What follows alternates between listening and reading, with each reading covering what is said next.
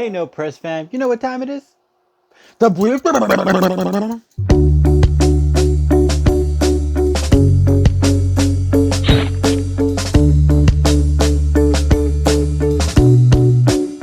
Welcome everyone to another episode of The Beatdown, the channel where two worlds collide.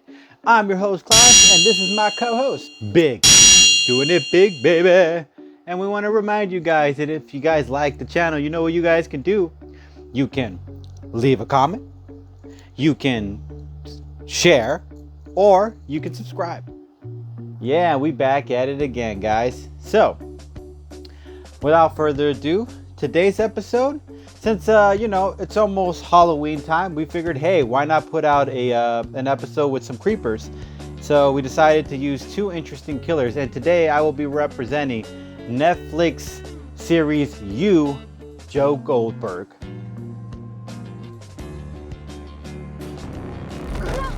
Alright guys, so to start things off, let's talk about his origin story, shall we? Joe was a librarian.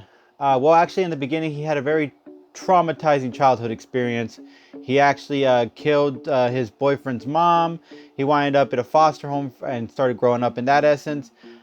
He was looking for love, so he would find it anywhere he can, and when he did, he would be obsessed with it to a point where he'd be stalking the people he loved. So those he really loved, like, girlfriend wise, he would stalk them to the like ultimate level, to a point where he'll do anything, even in his own self-righteous way, delusional mind. He thinks he's doing the right thing.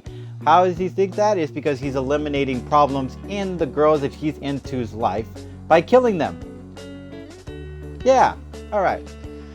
So Joe is just pretty much a sociopath, I guess, in this essence, and a stalker at the same time. But other than that, seems like a stand-up guy. Alright guys, so I'm about to name the list of people Joe's killed. I was going to name how they got killed, but I feel like it would ruin the whole surprise. So if you haven't seen the series yet, I recommend you go see it. I'm just going to list off the names. Not going to say how they were killed or anything like that. It's up to you guys to go fill up the whole pieces on that end. The puzzle pieces on that end. So here's the list. This is a big list. 1. Benji the hipster. 2. Peach, Beck's BFF. 3. Ron's abusive ex. 4. Beck. 5. Jasper, debt collector. 6. Henderson, the creep. 7. Elijah, the homewrecker. 8. Mother's abusive boyfriend. Is pretty much so far the list of people that he's taken out over the course of the seasons. That being said, let's get into what he's got under this fight. Now, Joe has had a lot of pretty diverse killings, which means that he's pretty well in very tremendous pressure, which means he can handle improvising in situations. If he can't kill somebody in that immediate moment, he thinks on the spot how he would do it, and he manages to get away with it, especially when he's in a situation where, let's say, one of his victims gets away. He still he still thinks on his feet and manages to throw his victim down some stairs. You see, what I'm saying is that he's very good at improvising, which means I'm sorry to say, but Dexter isn't really about improvising. He's more about traditional, where he likes to do things where he puts his victims out cold, wraps them up, and then puts them in an isolated place where he can't leave any evidence or anything like that. So with Joe, he's messier, but he's able to get the job done in a fight in that essence. Now, Joe's weapons of choice.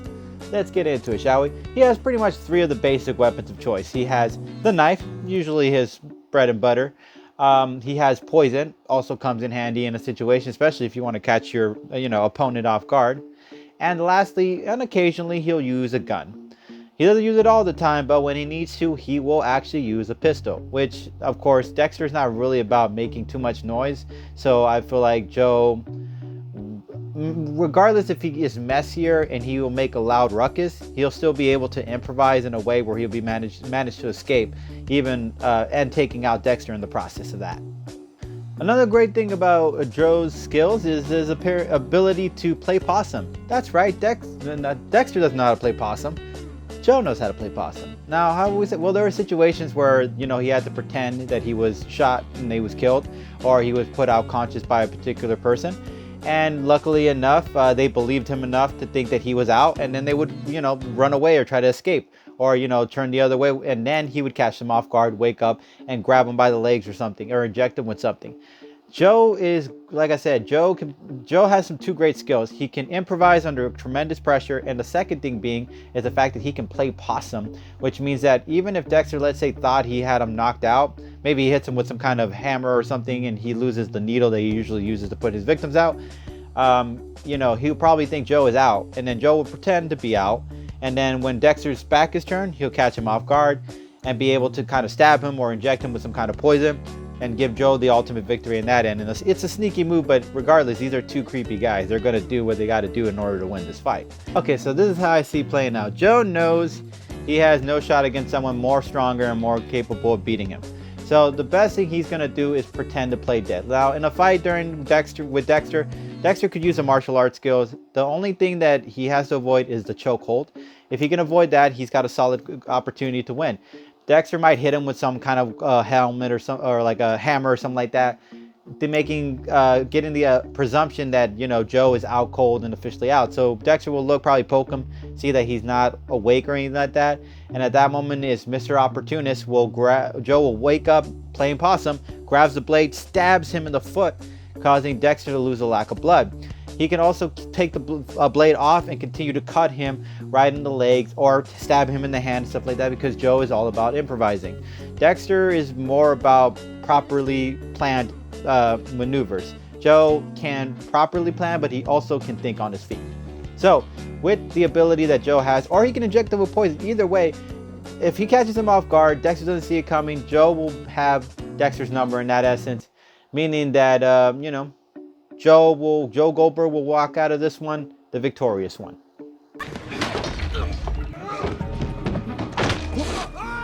All right. I ain't gonna lie, Joe's a creepy guy, but he's a pretty good-looking creepy guy. If I was a girl, I wouldn't mind him stalking me. Anyways, moving on. I'll be representing Showtime series own Dexter. Talk that way about my girl. Dexter Morgan. Now, if you don't know Dexter Morgan, let me give you a little background to this particular character, shall we? He is a psychopath, I think is the right term for him. He can't feel emotions and stuff like that since he was a child, since he went through a traumatic experience that he witnessed as a kid that kind of had him craving a thirst for blood after that. And his stepfather-in-law actually noticed it. So he's a cop and decided, hey, maybe I can use him for good. So he taught him the ways of how to kill people without getting caught. Interesting enough, right? Now, Dexter grows up, decides to become a blood spatter analyst, and he does his own little brand of justice. But of course, he follows Harry's rules, which are code of ethics, which is don't kill anyone who's innocent, and so on and so forth. So he has a code of ethic, a code of honor when it comes to who he kills. Now, obviously, Joe wouldn't be the guy he wouldn't avoid killing, because clearly, how many people has he killed? Dexter probably would put him on his list. All right, so here's just a little taste of how many of the killing spree that Dexter has done. Okay, let me just give you a little taste. 1, Mike Donovan. 2, Jamie Charowski. 3, Matt Chambers. 4, Nurse Mary. 5, Jorge Castillo. 6, Valerie Castillo. 7, Alex Timmons. 8, Gene Marshall. 9, Cindy Landon. 10, Dr. Emmett Meriden. 11, Brian Moser. He was the ice truck killer. 12, Alfonso Concepcion. Little Chino is what they called him. 13, Roger Hicks. 14, Ken Olsen. 15, Santos Jimenez. I'm guessing that's how you say his name. 16, Jose Garza. 17, Juan Renez. 18, Sergeant James Dokes. 19, Lila West, ex-lover. 20, Oscar Prado. 21, Fred Freebo Bowman. That's, I think, how you say his name. 22, Nathan Martin. 23, Ethan Turner. 24, Clemson Galt. And 25, Miguel Luis Prado, sorry. Now, Prado, I can't remember. But anyways, that's just a list. I'm not going to give you how they get killed or anything like that. You know how it goes. I can't reveal anything. I don't want to give you guys too much spoil. I just gave you a list to kind of give you an idea of 25 people he's killed so far. And that's not even the entire seasons he's been on. So that alone should already specify that Dexter has more of experience when it comes to the killing game. So yeah, Joe is way over his head in this. You know, Joe kills for love and he kills for particular reasons, but he doesn't go on a non-stop killing spree. Dexter, however, he has been doing this consistently and has been getting away with it for years. So his expertise in eliminating a target is no small feat. Alright, so let's talk about his weapon of choice. Normally he likes to inject a needle into his victims. So that way he can put them unconscious, so he can wrap them up in plastic and wrap the entire place where he's about to kill them in plastic, so that way there's no evidence left behind. And then he uses a blade and stabs him. He usually uses a variety of knives. He also gets creative sometimes, uses a chainsaw, uses a butcher knife. You know, he likes to use whatever sometimes the special occasions on his victims, whatever they deserve coming their way, he'll use that weapon on them. If he can't use the needle, that's not too big of a deal. He also has plenty of blades and knives that he could use in a situation if he needs to. Not to mention, I'm not gonna just leave the elephant in the room. Two things: one, he's a cop.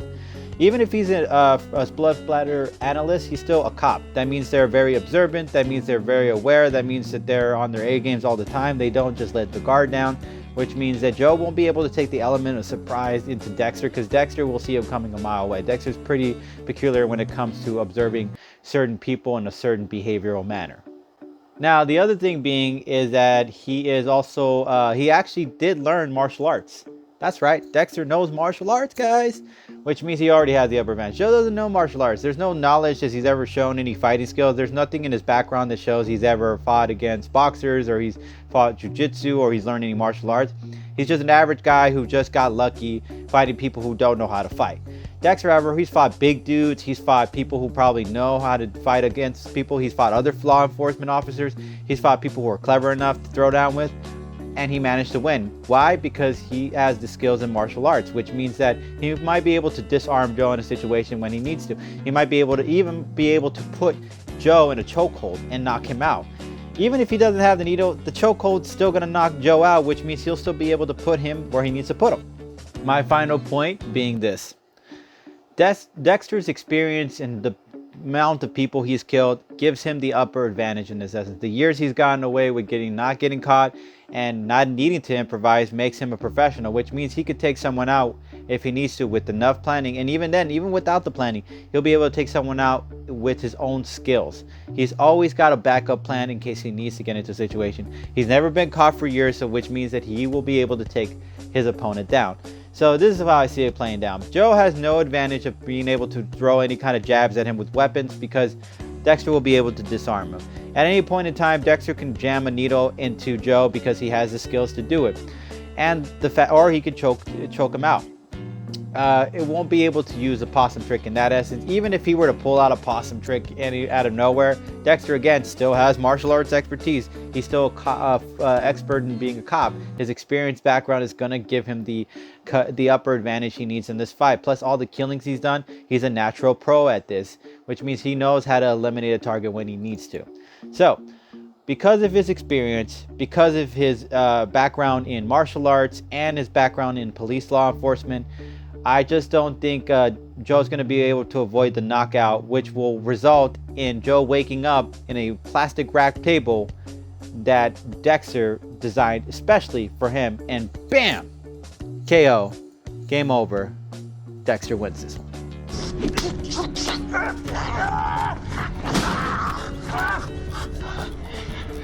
Kick my ass. As always, guys, it's not up to me, and it's not up to Biggs. It's up to you guys. So who do you guys think made the most compelling argument? If you guys thought I made the most compelling argument, you know what you could do? You can hashtag Joe Goldberg. And if you like my argument, you know what you could do? You can hashtag Dexter Morgan. And as always, guys, No Press family, we really appreciate you guys. Catch you guys later. Peace.